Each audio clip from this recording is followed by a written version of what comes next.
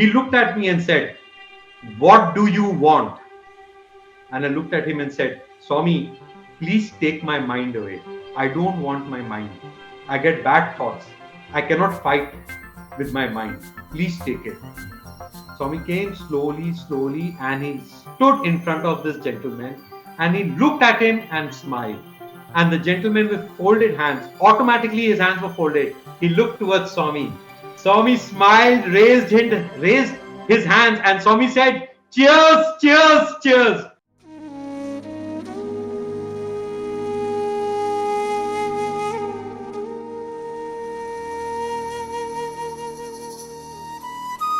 So my mother was lying on the stretcher outside the operation theatre and she closed her eyes.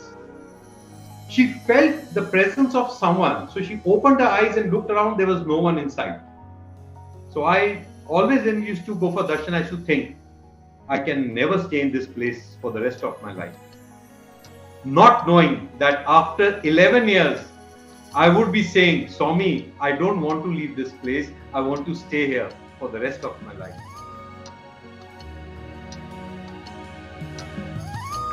Om Shri Sai Ram.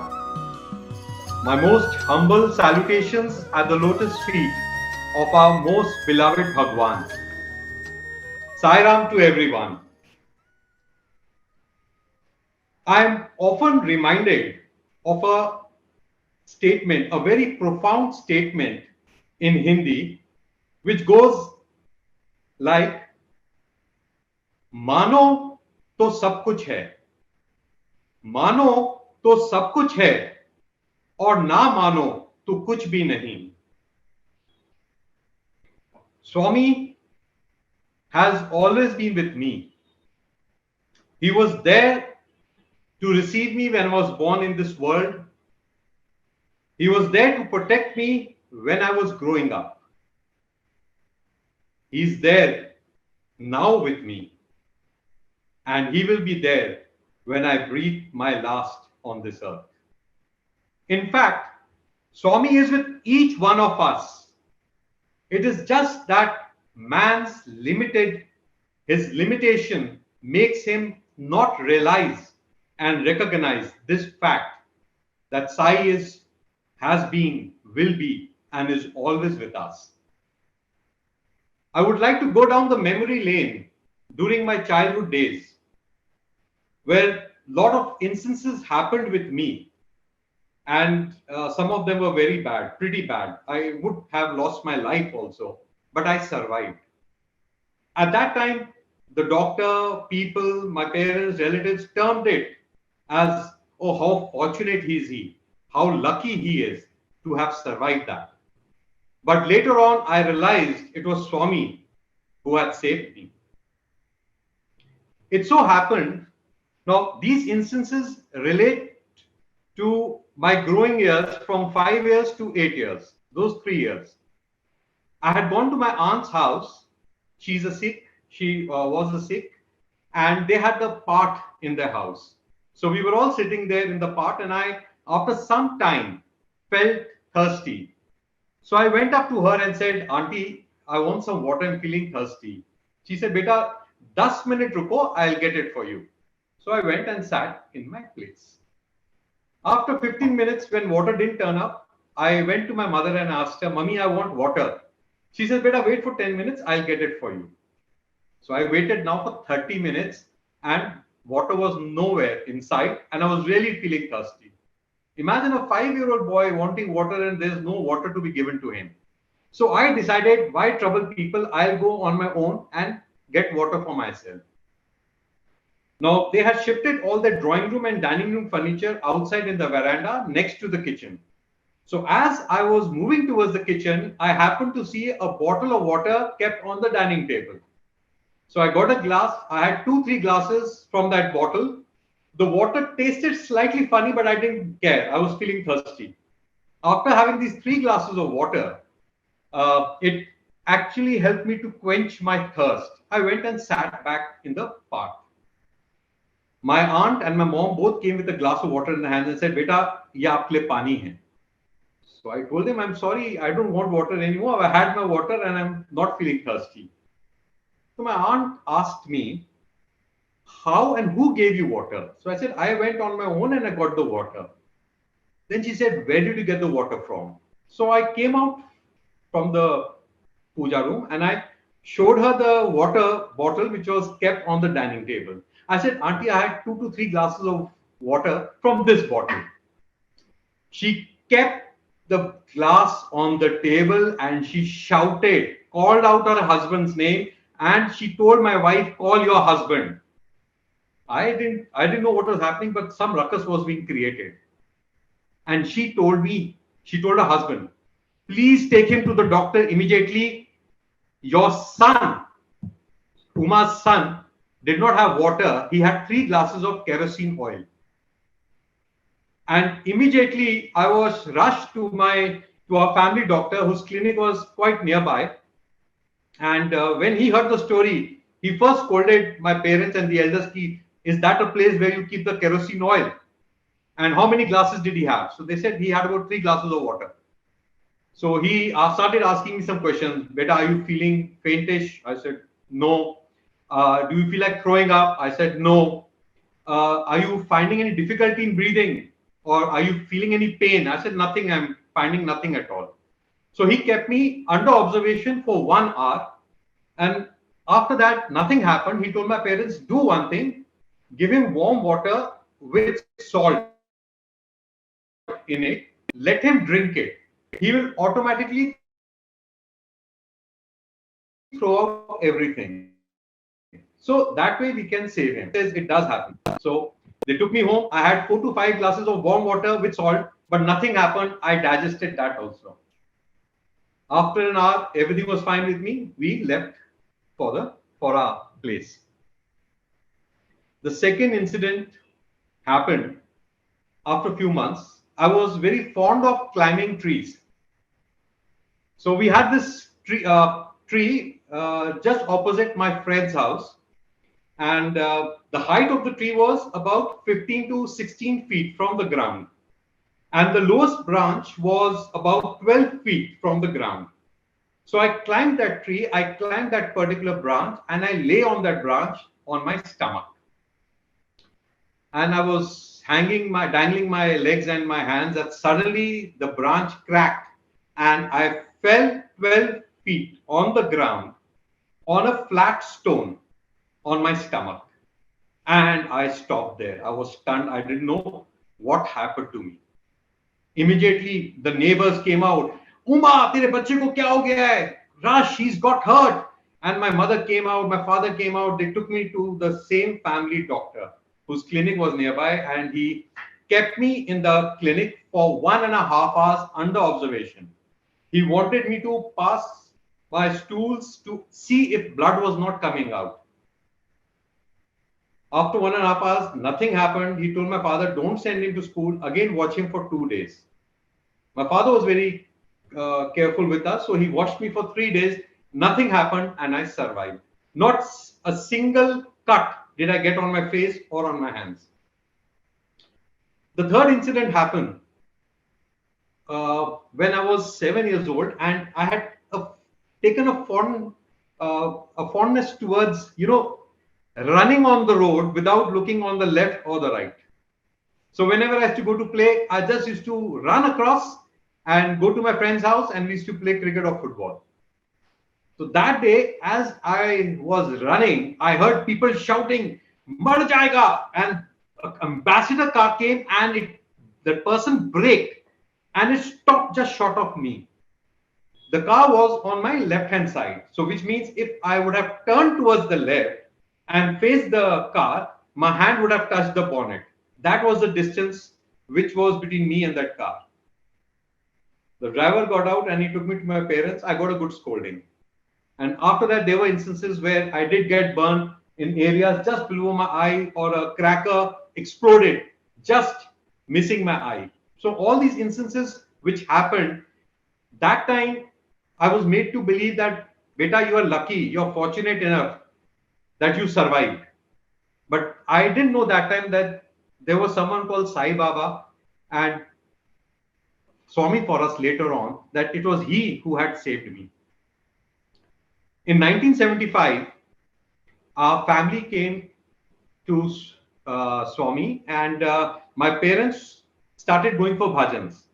So there was this devotee couple who was staying near our house, and they had introduced my parents to the Thursday bhajans. During that time, my mother had to be operated, and when they were taking her to the operation theater, the attendants, they kept the stretcher out and they moved inside the theater to make the necessary arrangements as the doctor was just arriving. On the stretcher outside the operation theater, and she closed her eyes. She felt the presence of someone. So she opened her eyes and looked around. There was no one inside. She again closed her eyes. And this time, she heard someone coming close to her ears and whispering, Anand Mai Ma. My mom opened her eyes. She couldn't see anyone. In the meanwhile, the attendants came out. They took her inside the operation theater. The operation was successful by Swami's grace. She was discharged after a few days and was advised bed rest. The same devotee couple came to our house and she gave a book to my mother. She said, anyway, Uma, you're lying in the bed and there's nothing to do. So why don't you go through this book? And this was the first book my mother got on Swami, and it was Satyam Shivam Sundaram Part 1. So one day she was feeling quite bored. She decided to read the book. So as she opened the book, she came to the front page, the introduction page, and guess what was written on that page? In bold letters, it was written Anand Mai Ma. And below the meaning was mentioned. It said, clearing the doubts and fears of a person. It means that. My mother immediately related that to the incident just outside the operation theater. And she sensed that maybe Swami wants her to get actively involved in the organization work. So she was very happy and she started reading the book.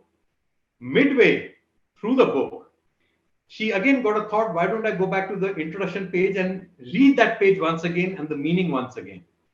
So when she went back to the introduction page, Anand Mai Ma word was nowhere to be seen, and the meaning was also nowhere to be seen.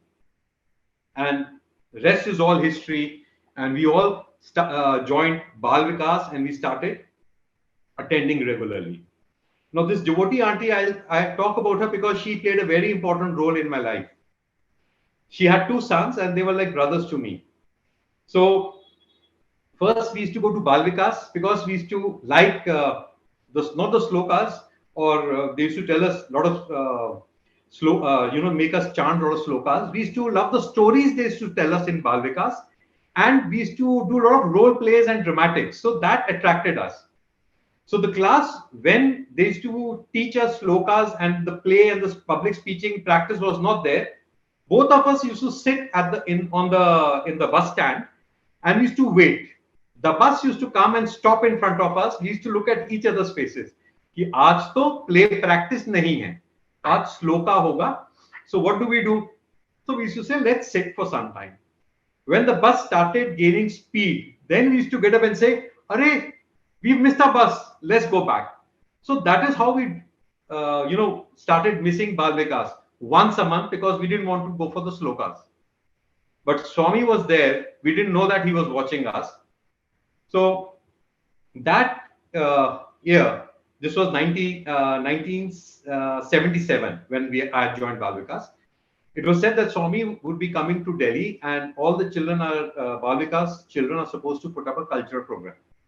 So moment we came to know, that means every class there's going to be practice, drama practice and a cultural program practice. So we were 100% in our attendance, attending that class. And then later on, Swami ensured that our attendance was mandatory because the devotee auntie, she started Bal Vikas class in her house only. So we had to be there, whether it was sloka chanting, stories or dramas. Swami ensured that we were there for the class. So 1977, I saw Swami. I saw Swami physically for the first time at Talkatora Gardens. In the morning, we all did march past in front of Swami, and I saw Swami sitting on the chair, and I was quite happy. Yes, I've seen Swami. In the evening, we had a cultural program in the Tal Katura Indoor Stadium. And our program was, we were enacting dance on this poem, All Things Bright and Beautiful. And after that, we had the play in which Mother Sita, Lord Ram, they come back, they return to Ayodhya, and Hanumanji is there on the stage, and they give a necklace to him, and he's trying to hear the sound of Ram Ram in those beats of the necklace, and that was the scene which they were to enact. Now, since we were tall for our age, we were made to stand in the back row. And as we started off with the program, everything was dark. We couldn't see anyone, but I saw Swami's face. I couldn't see the chair on which he was sitting. I didn't see the robe of Swami. I just saw his hair and I saw Swami's face. And I got scared that time because the face was becoming red. It was becoming red and it was becoming red. And I knew, इतना तो पता था मुझे कि स्वामी को गुस्सा आ रहा है. And I was never exposed to Swami. We used to hear that Swami is, his love is like that of 1,000 mothers. We heard it from our gurus. And when I saw this, I was quite taken aback. Ye kya ho gaya? Why is Swami getting annoyed? Our program got over. We came down and the play started. When the play got over, there were thunderous of applause given by the audience, and we could hear it down in the basement. So we were all saying, Acha hua, Swami must have liked this drama, and people have also liked it. That is why they are appreciating it. So when the drama team came down, I went to one of the bhaiyas whom I knew, and I said, Bhaiya, Swami would have loved your play because we heard the cheering and we heard the applause. He put a sad face and he shook his head like this, but he didn't say anything. I said, what happened? He said, Swami was not there to see my play. He said, the moment we started, Swami got up and went away. Now, I will not say what I learned from this, but I would request all of you to please keep this experience at the back of the mind because it's going to be correlated to another experience. And then it will be clear to everyone in totality. So I move on to the next part. That in 1979, I went to Puttaparthi for the first time. My parents explained it to me. It's a lovely ashram. You'll enjoy yourself. And I also started having a lot of thoughts. Man, they are praising it. Must be good. So when I reached the ashram, that time there were sands, very few flats. And just opposite the Punachanda auditorium, we had 3-4 stores, out of which one was my favorite store. They used to sell Joy ice cream in that store. So morning we used to get up, have breakfast, go for darshan. We were very fortunate. Swami used to give us the first 2 rows morning, evening. But one thing which really troubled me that time was that, see, there are no cinema halls here. There are no good restaurants here. My friends are also not here. I am getting bored. So every day I was pestering my father, when do we leave? He said, listen, Sanjeev, we are going to be here for 3 days. No more questions. And we leave after 3 days. So I always then used to go for darshan. I used to think, I can never stay in this place for the rest of my life. Not knowing that after 11 years, I would be saying, Swami, I don't want to leave this place. I want to stay here for the rest of my life. This is Swami, omnipresence, omniscience, and omnipotence. The thought which came in 79 was reversed in the year 1990. In 1981, we were told that some states were selected to present plays in Puttaparthi. And Delhi selected 5 plays based on Satya, Dharam, Shanti, Prema, and Ahimsa. So I got the role of Vishwamitra, and people used to tell me, you are acting well. For me, it was not acting, it was normal because I was very short-tempered. I used to lose my temper like anything. It used to go up like mercury and then come down. It used to go up and come down fast, and then everything used to be cool, relaxed, and I used to forget about it. And that is what Vishwamitra's role was in Raja Harishchandra's play. So both the younger brothers of mine, my Guru auntie, her children were also there, and we were practicing the D-Day came and we were all to leave for Puttaparthi and we were looking forward. And I was looking forward to at least I will see Swami for the first time very close.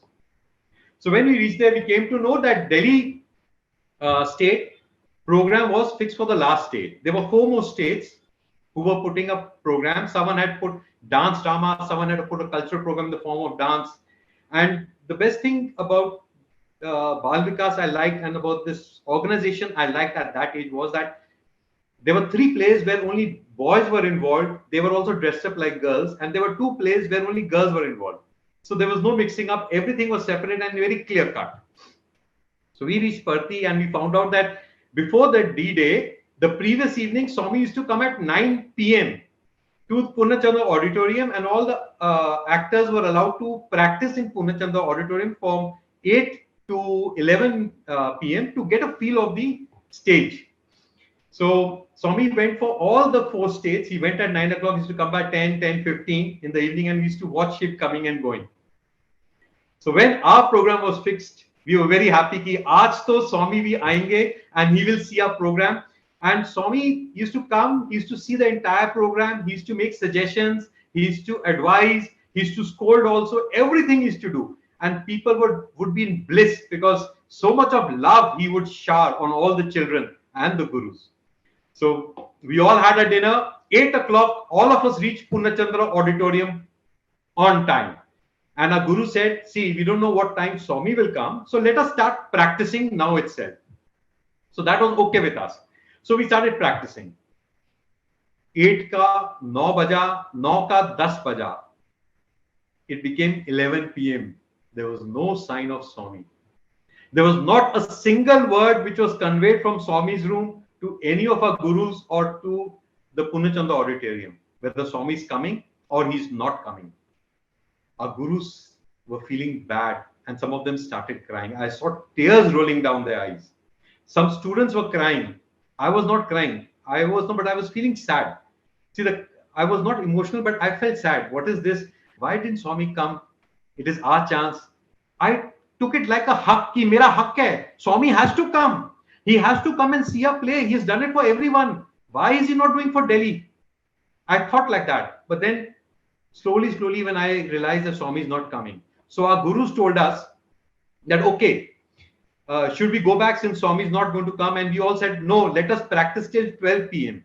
Maybe Swami is busy with his work. Maybe there are a lot of meetings happening. Maybe Swami ate his food late. We were all talking like that. So give him a chance. We'll wait till 12 p.m. 12:30 we waited. He didn't come. We all went back to our rooms and all of us were sad. Gurus were crying. Our elder brothers and sisters in the group were crying. And we were also sad. Ki Swami kyun nahi aaye?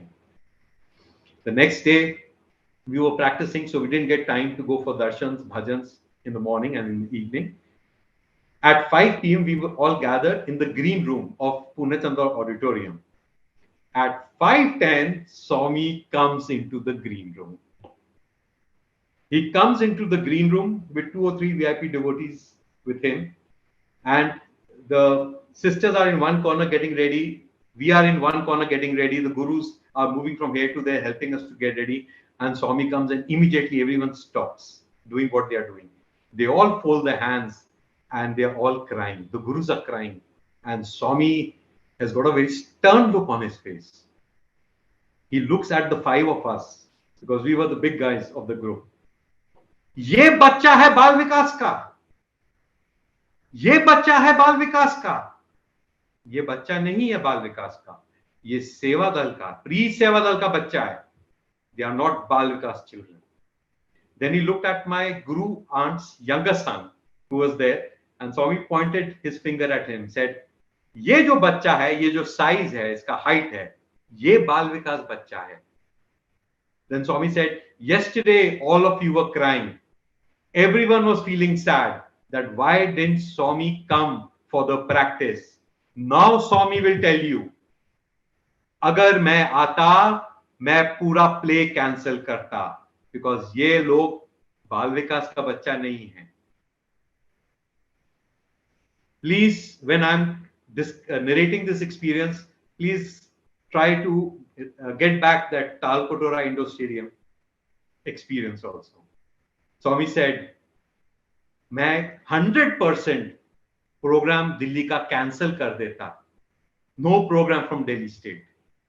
Then Swami kept quiet for a minute and then he smiled and he told my gurus and everyone, but Swami को पता है कि आप लोगों ने इतना मेहनत किया, so much time, energy, efforts you have put, and this is your devotion to Swami. So how can a mother cancel that program? So my blessings with all of you. Go and give your. We were standing on the side next to the entrance of the Punachanda auditorium. So as he went past, he looked at me. He went forward and then he came back, and then he looked at me and said, "ये कौन है?" Now when he asked me, "ये कौन है?" So I got confused. Is he asking me my name? So should I say I am Sanjeev Abbi? Or is he asking me my role? What role am I playing? So I was thinking what to answer when one of my gurus said, Swami Vishwamitra. And Swami laughed. Kya baat hai Delhi wala? Modern Vishwamitra. Where do you find a young Vishwamitra like that? In Harishchandra time, he was old, not young. Now, I was wearing a dhoti. Under dhoti, I was wearing a knicker, a short. So now the climax opened up. Immediately, people started, my guru started throwing powder on my hair to make it white. And one guru removed the cloth, a multicolor cloth, which I had draped around my body. And this was okay. Swami was standing there and looking at me and everything is happening. Then someone removed my dhoti. That is the time I felt like screaming, but my sound from the voice was not coming out at all. I couldn't say anything. Only inside I was saying, Sairam uncle, क्या कर रहे हो? आपके सामने तो ठीक है, आप मेरा धोती स्वामी के सामने निकाल रहे हो, भगवान के सामने, बाबा के सामने मेरा धोती निकाल रहे हो. How embarrassing it is for me. And I looked up thinking, Swami is looking at me, and moment this thought went through my mind. Swami turned and moved out of the room. And I just thought, ये thought मैंने सोचा है, and Swami moved immediately. Still, I couldn't relate that Swami is within me, he is in me, he's around me, he's always with me. I missed on that point. So anyway, we went for the play. The drama was well received by everyone. And at night, Swami sent word. He sent word to one of the persons and they said that Swami is very happy with Delhi students. So Delhi people have to be there at darshan time near the Prashanti Mandir. So the boys were made to sit on the sands. That time sands were there, Kulwant Hall, nothing was there. So we were made to sit on the sands near the garage. And Swami came out. He called my guru aunt's younger one, and he created vibhuti and gave it to him and said, "Abhi jaake sabko vibhuti do." So he started moving and giving vibhuti to everyone.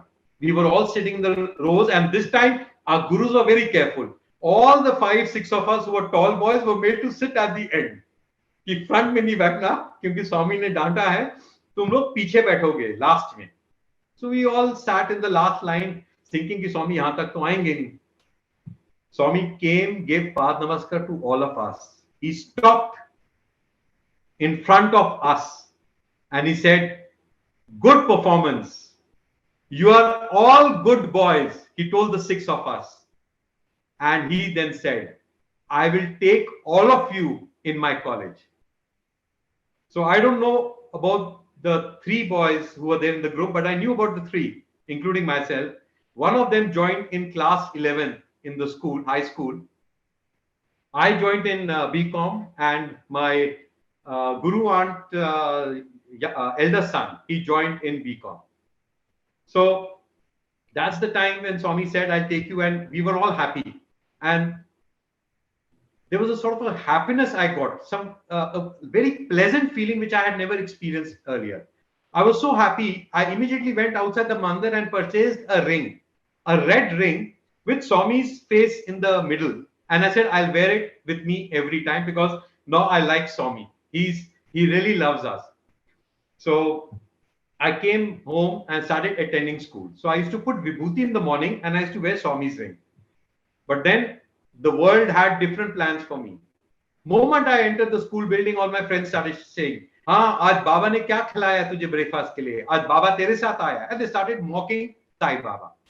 Now this was something which I didn't like. I didn't know what to do. So I decided that next time when I enter the portals of my school, I would take the ring like this and I would turn it this way. So Swami's photograph would be inside the palm, only the band would be visible, and I used to remove the vibhuti. Since both the things were not there, so they stopped teasing me. And one day my mother found out and she told me, she says, "Why are you bothered as to what people call you or what they think about you? You believe in Swami. You believe in Sai Baba. You feel he's God. He's a saint. Don't you?" I said, "Yes, I like him because he's different from sadhus and saints whom I've seen. So I like him." Then she said, "You should wear the ring, wear it outright. Let Swami's face be seen by everyone. And you better put vibhuti and go." So I started doing that with the confidence that Swami, aaj kuch bhi hoega, I will not do it. After 7 days, they stopped teasing me. Everything stopped. And I was back in their group. So the confidence was given to me by my mother that, see, once you come to Swami's fold and you start worshipping him, then he's everything for you. It doesn't matter what people think, but you don't reply or don't hurt them. You just keep quiet, smile at them that they don't know what they are missing and walk away. So things went off. I joined pre-Sevadal and in 1983 we had this competition. Okay. Now, sorry, I'll go back to that experience about the play, and I told you to correlate with the experience I had related earlier. There were three things which I had learned from that experience. A was discipline. Discipline is you've got to follow a certain pattern laid down by a Swami, laid down by the organization. You cannot mend or bend to suit your whims and fancies. So discipline was the first one. You come on time, you are very well before time, sit and sing bhajans. If you come late, please sit at the back. That is a discipline which we were all told to inculcate by Swami while he was scolding us in Punachandra Auditorium. The first thing was discipline. The second thing, he showed he knew everything what was going on. What were we discussing in the past, what we are discussing now, and what would happen in the future. He told everything, what everyone was thinking. He showed his omnipresence, omniscience, and omnipotence. And the third thing, he showed his love for his devotees, his love for the children, and his love for all those who have faith in him and who worship him. The three takes from that experience. In 1983, when I was in pre-Sevadal, we had a competition at state level. There were dance competition, elocution, public speaking, quiz, bhajans. And I went for the public speaking competition. And my guru aunt, whose sons were like brothers to me, she trained me. And I topped Delhi State. So I was very happy. And after a week, I came to know from my guru, and my mother also came to know that year, there were 5 states where these competitions were held. And all the 5 states where the candidate, the person had topped in public speaking, all the 5 people would be allowed to speak in front of Swami in Purnachandra Auditorium. So I was thrilled. I said, not bad. I'm getting a chance to again go to Puttaparthi. But as things would have it, my board result came and I didn't do very well. So my father was worried. Now see what happens that time in our society, in India specifically, it was like this key. A boy has to be good in studies. He has to be focused. He has to be career driven because he has to run a family, look after the family and manage it. So my father was very disturbed. He says, Sanjeev, all your extracurricular activities are over. You are not doing anything. Just focus on your studies. So I said, okay. But my gurus for those 10 days were telling my father, calling him up and even visiting him. Please, Abhi Saab, you don't know what your son is going to miss. Such an opportunity comes once a lifetime. And he's getting a chance to speak in front of Swami. There are so many people who are dying to visit Parthi, and he's getting a chance to visit. But my father said, and he looked at them and said, don't blame me. He didn't do well. He has to study hard. Next time when he does well, he can take part. So the previous evening, the next day, everyone had to leave for Parthi. The previous evening, 4-5 of my gurus came, sat with my father for an hour. They coaxed him, tried to convince him, please allow your son to go. And then my father suddenly said, he said, I am really touched by your love for my son. They said he's a very sweet child, he's a very sweet person, and he never says no to anything. My father said, yes, I know that. So please allow him to come. And my father said, okay, I don't want him to miss an opportunity. I say, yes, take him. But there's only one problem. How will we manage his ticket? Then one of my gurus, she opened her purse and she took out a ticket. And she showed on the ticket, it was written Sanjeev Abbi. She said, I had already booked this ticket. And they all asked her, why did you book the ticket? She said, because I had this feeling which came from inside that he will go. Don't worry, book his ticket. And this is the first time when I heard a word called something from inside. I till that time didn't know that there was something called conscious in us. There was something which you speak out to us and would always guide us not to do bad, but to always do what that voice felt was good. So I got a chance and I came to Puttaparthi. I was very happy. We were told when we reached Parthi that the program will not be held in Purnachanda Auditorium. It will be held in the Institute Auditorium. So we said fine. And I was sitting with my gurus going through the content when a very smart, handsome young man, I will call him Bhaiya, he was in 30s. He entered the room, everyone wished him. And I was told he was one of the best orators during those times. He had spoken 15 times before Swami. And he had also translated Swami discourses in English. He came to me and he said, what is your name? I said, Sanjeev. He says, same name. And the second question he asked me was, do you want to join Swami's college, young man? I said, yes. He said, good. And he went away. After that, I never met him in my life. So I was happy. Next morning, we were to go for bhajans, darshans. And from there, we had to go to the Institute Auditorium. First time, I got a feeling and a voice from inside. Sanjeev, don't go for bhajans and darshans in the morning. Go to the Institute Auditorium directly. So I didn't pay any heed to it. I was having a breakfast. Again, the sound came, the voice came. Sanjeev, don't go for bhajans and darshans. Go to the Institute directly. I didn't bother. I didn't take notice of that. Washed my hands. I was moving towards the mandir when the voice came again. And this time I said, ki kuch to hai. So I changed my direction and I went towards the Institute. When I reached the Institute Auditorium, the Sevadal were there and they stopped me. And I said, कि भाई मुझे बोला गया है आज programme में part लेने के लिए तो मैं पार्टिसिपेंट हूं so please allow me to sit inside and excuse me they told me fine you can go and sit in. So I sat in the Institute Auditorium in the third row and I closed my eyes and I was just trying to go through my speech.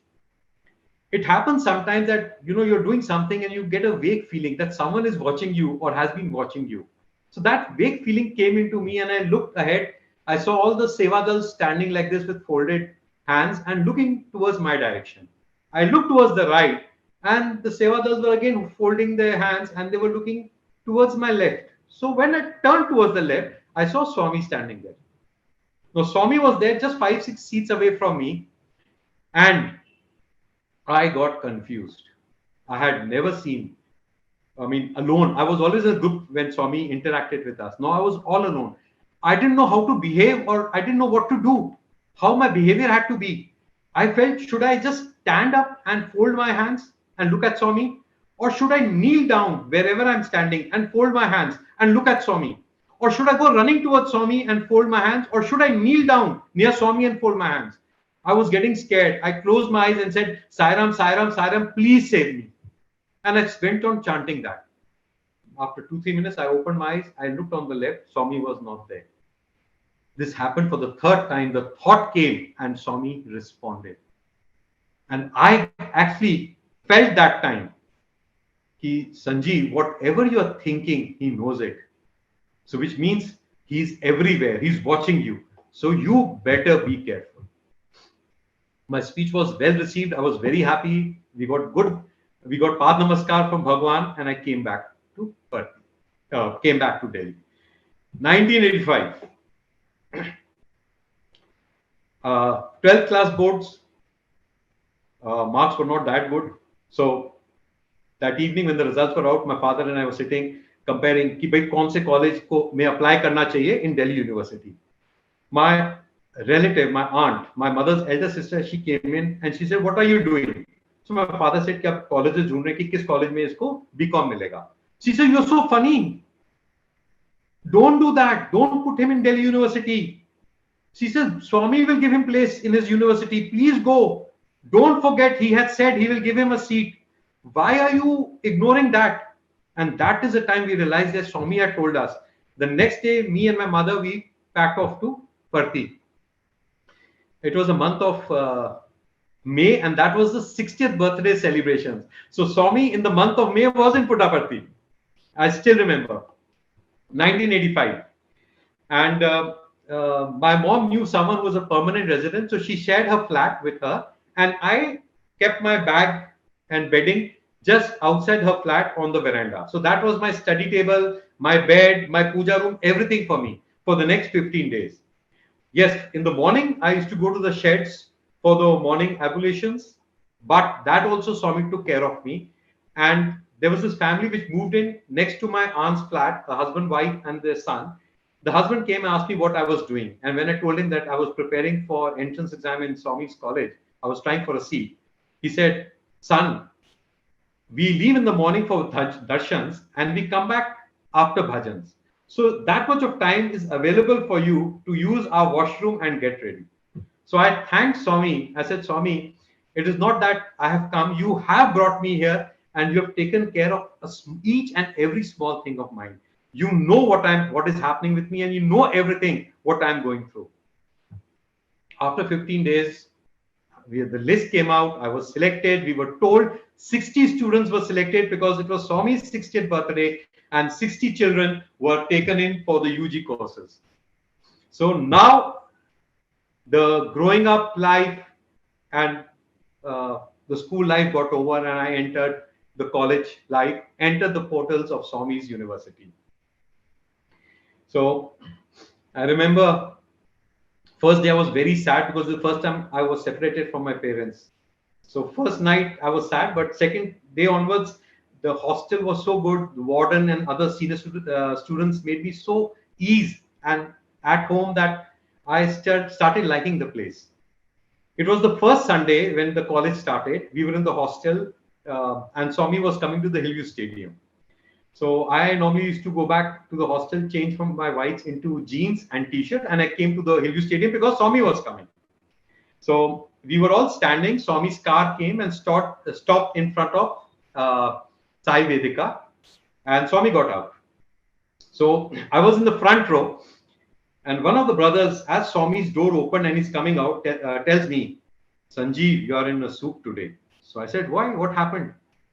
"Swami does not like students wearing jeans, and you're wearing jeans and t-shirt." I got scared. I said, "Isne to bol diya, and today's just the third or the fourth day in the hostel. I will get into a problem. So what to do?" I'm seeing Swami get out of the car. So slowly from the first row, I inch back towards the second row. As Swami comes out, I inch back towards the third row. As he closes the door, I inch back to the fourth row. And as I'm moving to the fifth row, Swami turns towards me and says, "Where have you come from?" This is one thing which I have failed to understand, and I've stopped thinking. Whenever we are in a group and Swami looks at in a particular direction and says and asks something, automatically the person to whom he is asking opens his mouth and the sound flows out. So, moment he says, "Where did you come from?" I said, "Swami, I've come from Delhi." Swami said, "हाँ, दिल्ली से आया है, दिल्ली का लड़का है, पता है, सब पता है." And I was happy.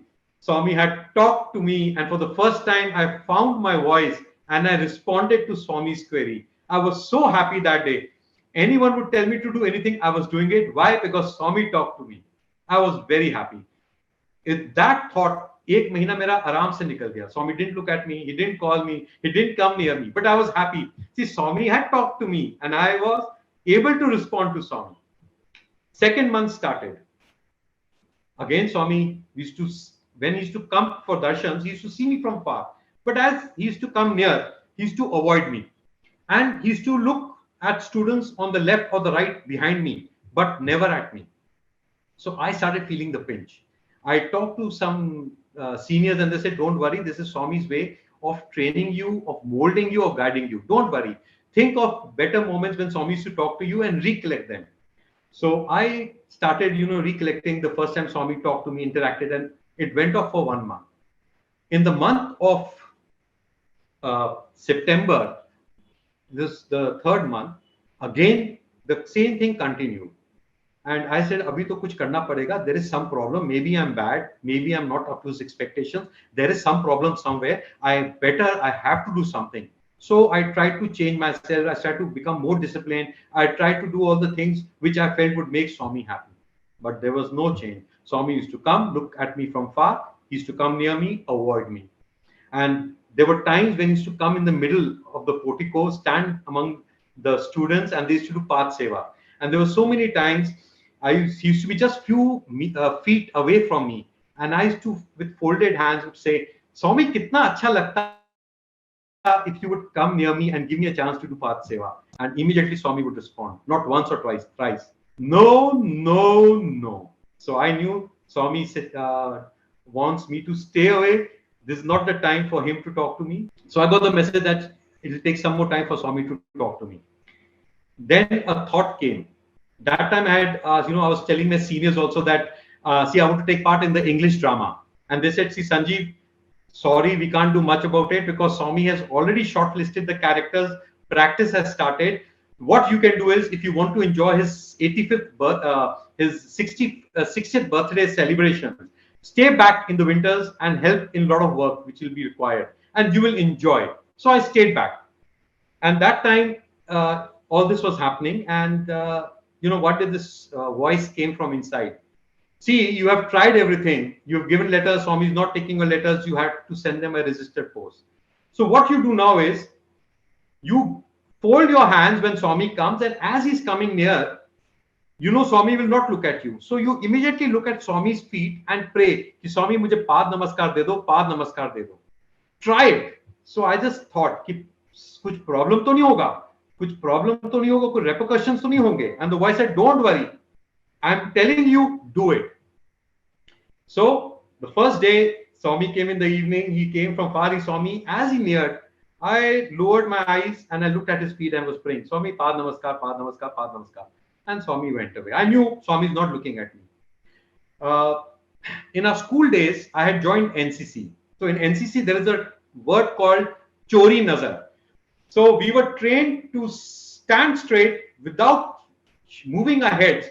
We used to look from the corner of our eye, what is happening on the left-hand side or the right-hand side or the lower portion, but never move our face or our head. So that was called the chori nazar. So I thought about that chori nazar. So when Swami used to come, I used to look at his feet and pray, "Swami, paad namaskar, paad namaskar, paad namaskar," not looking at Swami's face, knowing he would not look at me. This continued for 8-10 days.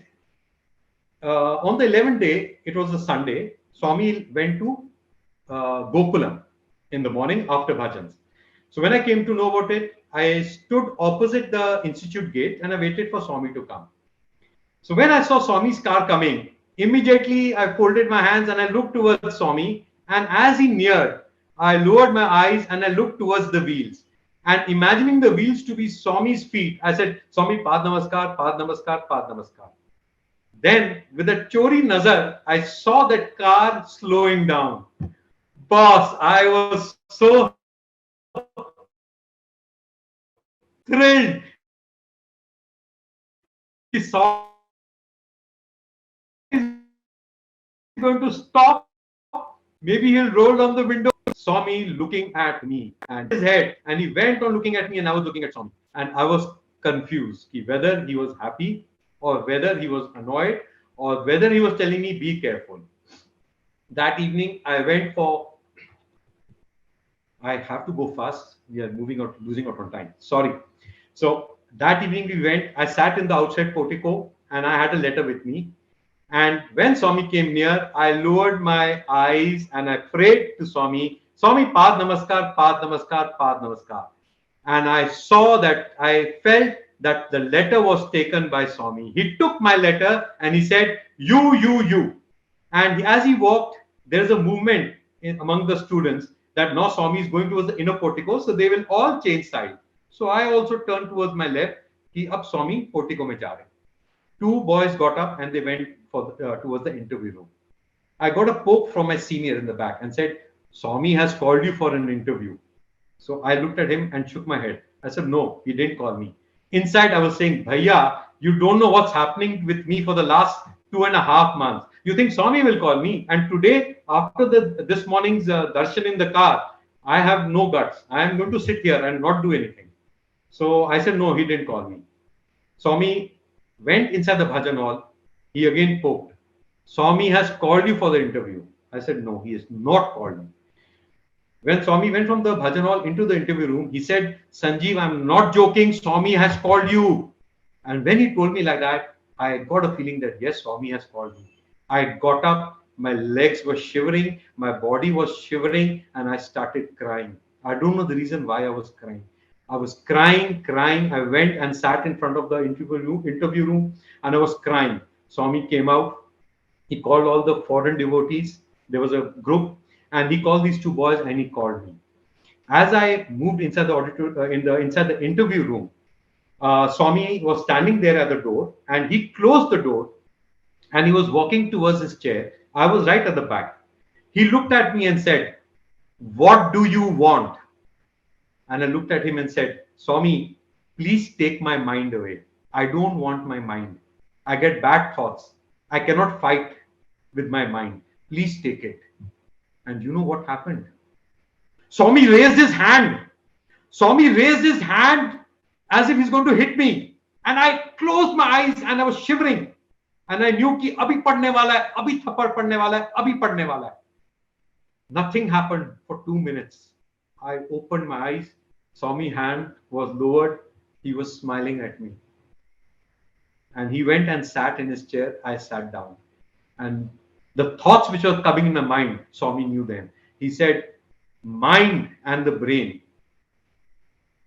have been bestowed upon God to mankind and no other living organism or animal.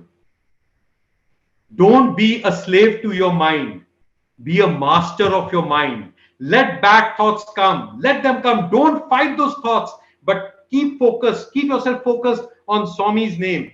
Keep yourself focused on whatever good you are doing and listen to your inner voice. All my answers, all my questions, my queries were answered. That how does Swami know every thought of mine? And how do I tame my mind? Swami gave me the answer. And the inner voice was nothing else but the conscious was Swami in me. The Swami is in all of us. And he's guiding us. Whenever we do something wrong, the voice says, hey, don't do. You're doing something wrong. You're trying to hurt someone. Don't do that. And when you're doing something good, you're trying to make someone happy. The voice says, go ahead. So you are making people happy. So that is Swami. He's in me. He's in you. He's in all of us.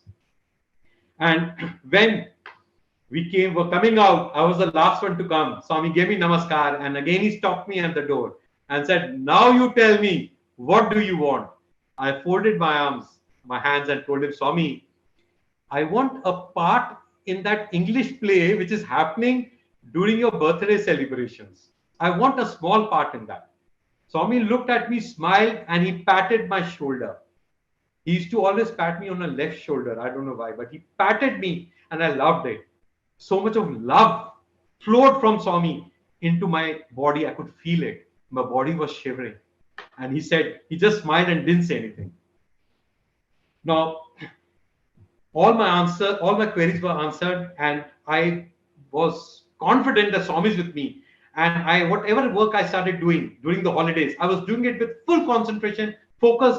I would have my breakfast and I would have tea. I would skip my lunch because I wanted to finish the work fast.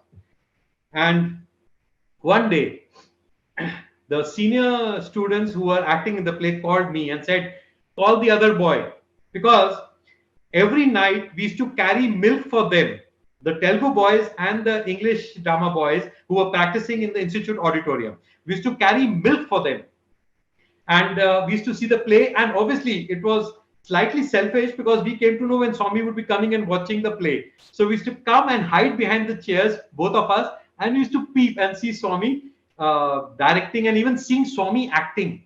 Imagine each and every minutest detail Swami was observing, he was pinpointing, and he just showed us that everything you do should be done with perfection. Don't do it half-heartedly. Do it with full concentration, wholeheartedly, with all concentration. If you can't do it, then don't do it. And he came that time and told us, see, there is a small part for both of you in the play. So can you come for the practice? But you have your duty and responsibility to provide milk. So we said, we will do that also, Bhaiya. So for the first time, it was just 3 days before the grand finale, and we walked into the auditorium proud that we were part of that play. And we said, what do we have to do, brother? He said, in the morning, Swami had come, and the first scene was the institute scene. And Swami was saying, artificial, artificial, artificial. And we asked Swami, Swami, what is so artificial about it? He says, this is an institute. And there should be students walking up and down. So please bring 2-3 students who will walk up and down the stage to give you a feel that it is a college. And we were selected to be the students to just walk up and down twice. And we told him, Bhaiya, even if he wanted us to be statues, we would have done that. So Swami listened to that prayer. He knew my innermost prayer, my thought, and he gave me that part. And he blessed us. We got his blessings. We were able to put that play in front of him during the 60th birthday. He blessed us with Pad Namaskar. And that was a blessing which I'll never forget in my life. Then there are some more instances. Because of short of time, I have to prioritize, and I apologize for taking extra time, but I would move ahead to the time when I was to take a decision that my third year was getting over. I was in the 6th semester, and I wanted, I was wondering what to do. Should I sit for MBA, or should I go do MCOM, or what should I do? I tried asking Swami, but the question was always avoided. So one day in my third year, I was fully doing seva in the kitchen. So the kitchen head came during the milk time and told me, Sanjeev, either bed. So I sat there, and he said, what are you worried about? I said, this is my problem, sir. He told me, don't worry, you will be here for 2 more years. I said, thank you very much, sir. You've said this from the bottom of your heart. He says, I have this feeling for you. You're a good boy. You will stay here for 2 more years. I was very happy. But then I got confused. Now, those 2 years, are they meant for MCOM or they're meant for MBA? Anyway, I gave my semester exams, and then I sat for the MBA entrance. We came to know that during summer, Swami had gone to Vrindavan. So few of us who were to go for PG courses, we came to Puttaparthi. We came to Whitefield. And there Swami was inquiring from everyone, kya kar raha hai? Acha, you go home, your parents require you. Someone he was guiding, go abroad for higher studies. You do this, you do that. He was guiding and advising everyone except for me. He was just looking at me and avoiding me. So I thought, Sanjeev, there is something again going to happen to you. So you don't do anything, just keep quiet. Then one day Swami called me after he was coming back from giving darshans to the devotees in Trai Vrindavan. And he called me and he said, what are you going to do now? I told Swami, I am very clear in my mind. And he said something in Telugu. I still don't know what it meant, but he used the word clarity. And he said like this, clarity. So I said, clarity is there, Swami. If I have come to know that the MCOM results will come after MBA results. So if MBA results come and I'm not there, I will take MCOM because MCOM session will start late. Swami looked at me and said, Kya bola? I repeated. He looked at me and he looked at all the other students who were standing slightly away. He called all of them. They all surrounded Swami. I was in front of Swami. Swami put his hand on my shoulder and said, in your life, whatever you do, never keep 2 feet on two different boats. They will move in two different directions and you will fall flat. You should have the conviction, you should have the faith, you should have the focus, what you want to do, and you should have that energy and you should have the sankalp that I will make it happen. He said, will you do it? I said, yes, Swami, I will do it. I promise you. He said, what will you do it? I said, Swami, I'll wait for my MBA results. I did not go.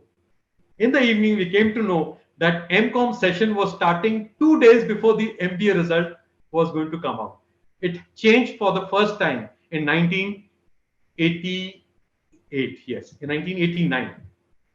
So 1989, after we completed our semester, 6th semester. So all the students who were going for MCOM, Swami called them, gave them Pad Namaskar, gave them Vibhuti. He was looking at me, and saying, telling the boys, Ajo, come, take prasadam, take my namaskar and go and join your session. It is starting tomorrow. I did not move. I was just thinking, Swami, I am not going to get caught now. I will not take any more scoldings. I will not give you an opportunity or a chance to scold me. I am following whatever you told me. I am convinced that you will give me a seat in MBA. After 2 days, Swami gave me a seat in the MBA list. My name was there.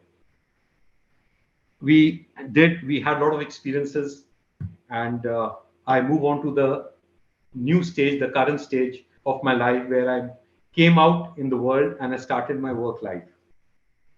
Now, I have time for 3 experiences. I will share that with you. And these 3 experiences are: one, I was in Lucknow with a multinational company and we were selling refined oil. So there was this place, the PGI, which is a very big hospital in Lucknow, and it was 35 kilometers from the city. So I had a bike and I used to travel all the way on the highway, which was heavily populated. Traffic was very heavy on that. And I used to take about 45 minutes to reach that place at a speed of 80 or 90 kilometers, nothing beyond that. That day, I started off on my bike and I was going. Fortunately, there was not much of traffic. Suddenly, a group of children came in front of me and I was going at a speed of 90 on the highway. The parents were on the other side, and he was the landlord and a big zamindar of the village. His son with his group of friends immediately came onto the road, something which I had done in my childhood, and they started running on the road. Moment they came, I felt and I knew immediately that if I brake, I will skid and I'll fall. So I turned the handle onto the right to make my bike go diagonally, just in time to see if anything was coming in front or behind me. Fortunately, nothing happened, but this boy came in front of my bike and my bike hit him. And the only thing I knew that time was I said, Sai Ram. I shouted, Sai Ram. And you know what happened?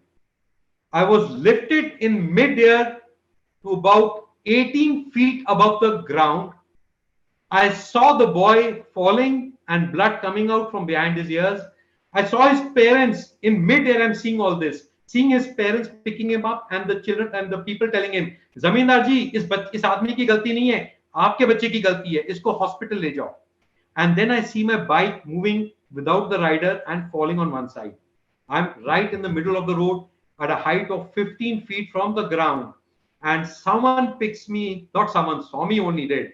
I was picked up from the main road and I was brought down on a piece of grass. I just got a slight scratch here. And I lay down there. 2 minutes, I kept my eyes closed and I said, thank you, Swami. I just prayed to Swami. When I opened my eyes, I found the villagers trying to take my bike. They couldn't start my bike. Somehow I took Swami's name, got up. As I kicked, my bike started and I moved towards the PGI. Swami had saved me. But that was not enough. He was there. Because there were instances, experiences, I may get an opportunity anytime later on. I'll share with you where Swami used to tell me in private audience, pointing towards his hair, and said, "So many came and so many went, but I will never leave you." And that was always a touching point. It used to always make me feel sad. And I would tell him, Swami, please see that I do not get misguided. So when I was young and I was working after this incident, we tend to get misguided. But Swami was there to look after me, to take care of me. And he didn't stop there. He got married me to an Anandpur girl.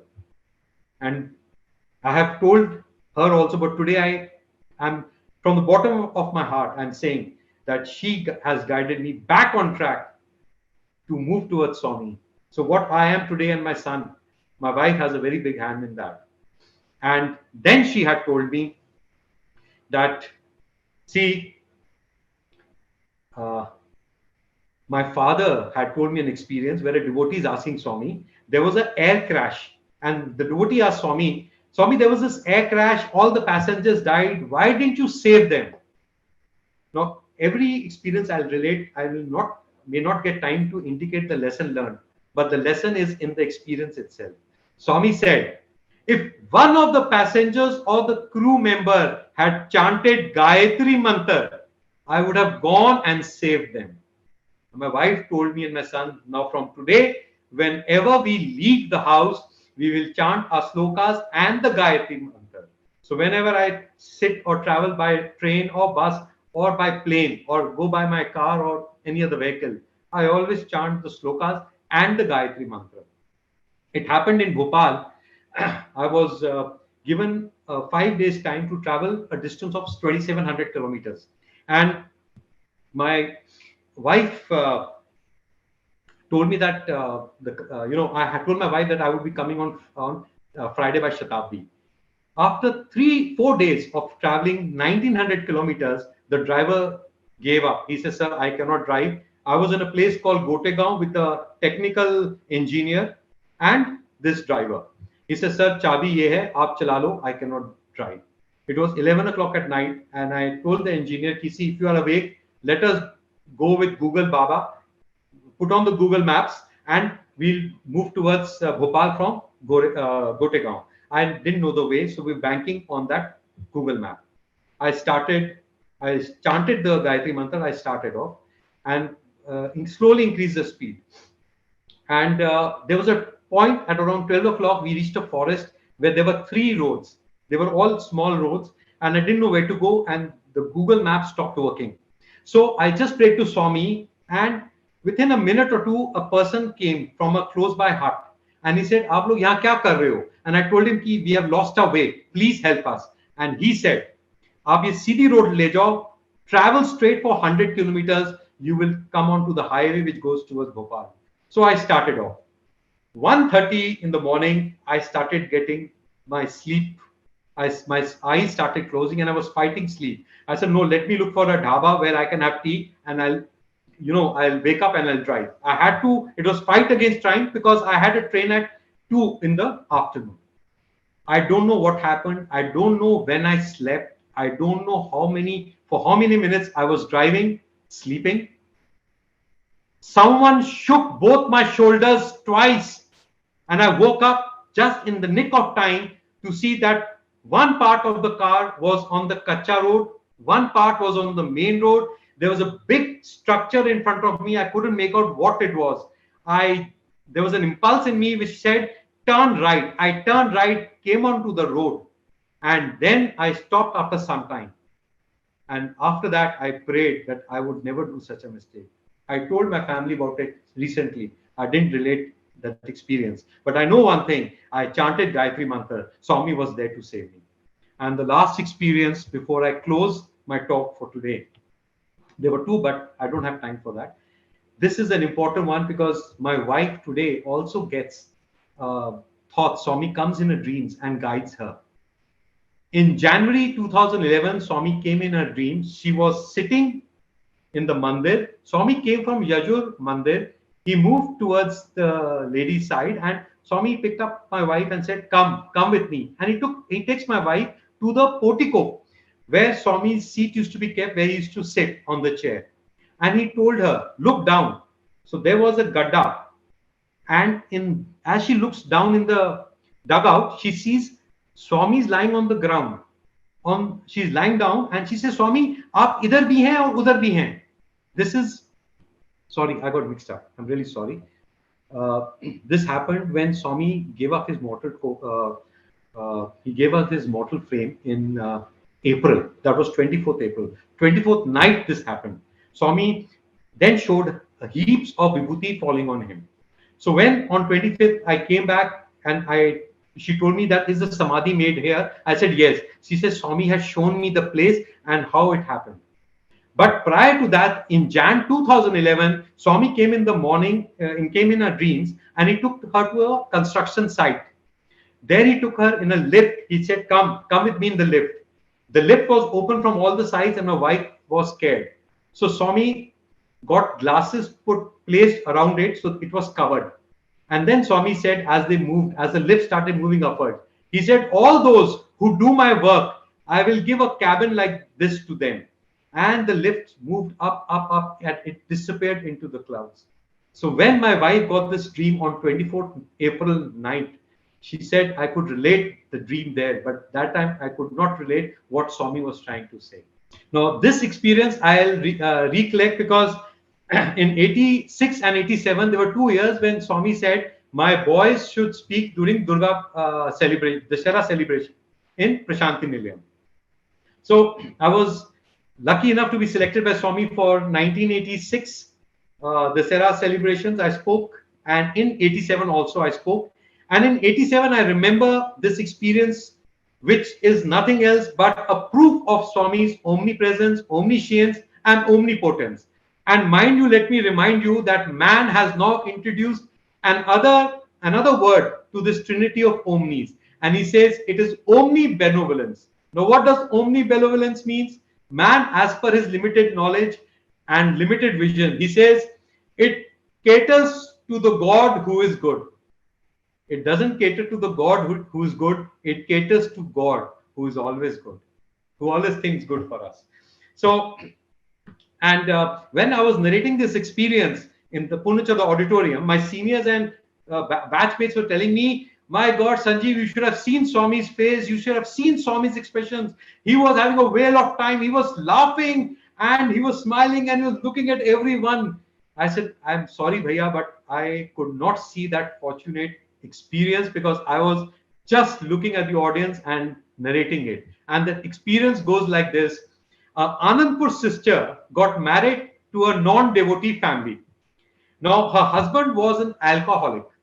So they didn't believe in Swami. So she made a small mandir in her room and she used to worship Swami every day. And she had a photograph of Swami, framed photograph of Swami. So every night the husband would come, he would drink liquor, and before drinking he used to go to Swami's photograph and touch the glass and would say, cheers, cheers, cheers. So the girl felt very bad and she used to cry. She used to cry to Swami, Swami, what is this? All this is happening in front of me. It's happening in my house. You have given us so much. We are what we are today just because of you. And this person is misbehaving and he's disrespecting you. I will end my life. But something in her coaxed her, don't worry, I will take care.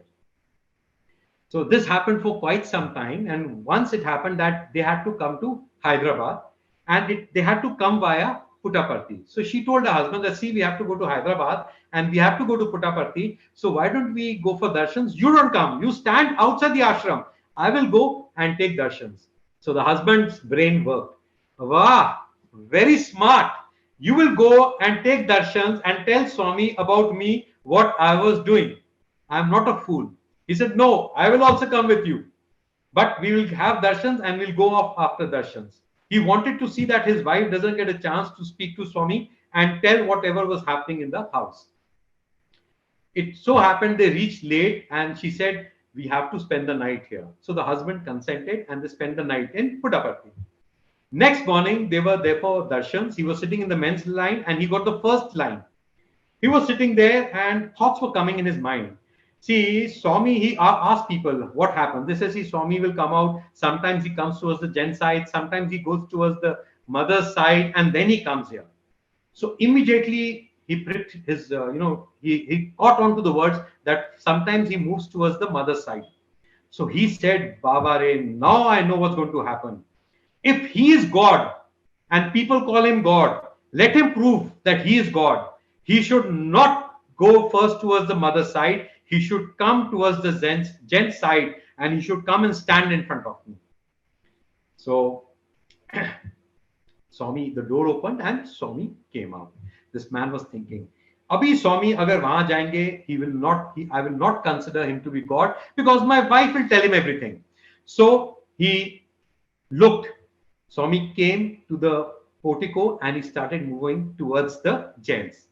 Swami came slowly, slowly, and he stood in front of this gentleman and he looked at him and smiled. And the gentleman with folded hands, automatically his hands were folded. He looked towards Swami. Swami smiled, raised his hands, and Swami said, cheers, cheers, cheers. And that man is all history, I would say. He became a staunch devotee of Swami. If this is not omnipresence, if this is not omniscience, if this is not omnipotence, then what it is? Swami is still with us. He is with us. He's guiding us. It is just that we have to recognize and realize that fact. I will just say that Swami had told, never fight your thoughts. Never fight your bad thoughts. Just bypass them. Ignore them. The thoughts will keep on coming. So to start afresh, when you're starting young and you're taking the first step towards this, never fight your thoughts. Just chant Sai Ram, Sai Ram, Sai Ram. It will cool your mind. It will relax your mind. And it will connect with your heart. And this voice will guide you. So never fight with your mind. Let the thoughts come. Let them go. Don't follow them. My only suggestion. And practice makes it perfect.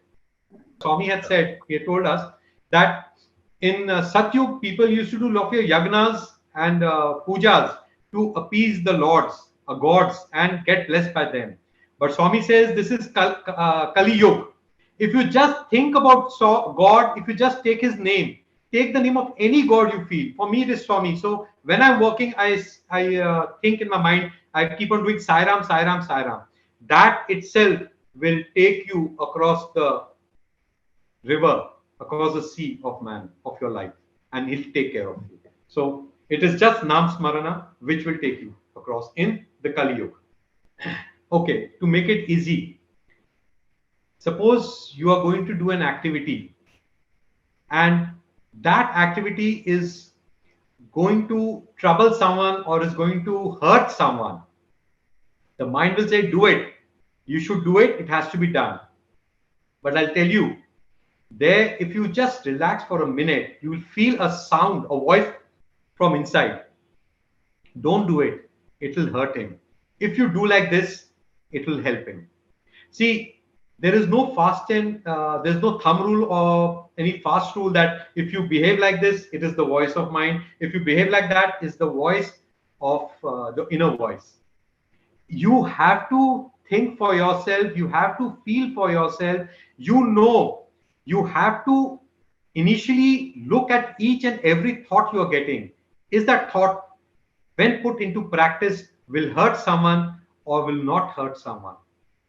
If it hurts someone, you feel, then don't do it. Even the mind says, do it, do it. Your boss wants to do it, do it. No, you should have the conviction, I am not going to do it. And the day you get that conviction, no, I am not going to hurt anyone. I cannot even do good to anyone. So at least I don't have the right to do bad to anyone. That day is the day you will realize that the voice is already there, but you have recognized it today. There is no fast, no thumb rule, no right or wrong. You have to take it on yourself. You have to feel it and you have to think it. You have to contemplate on it. The most touching experience of my life is when Swami called me for an interview, and in private audience, he showed his hair, pointing towards the hair, and said, so many came and so many went, but Swami will never leave you. And that is the time I prayed to Swami that even if I go astray, please bring me back on track.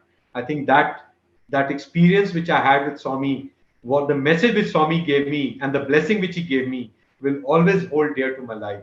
For me, that is the greatest experience of my life. I'm sorry, I had to rush through. There are experiences, but I could not share them with you because of the time limit. Maybe I was slightly slow.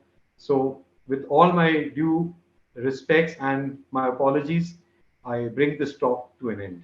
Saira.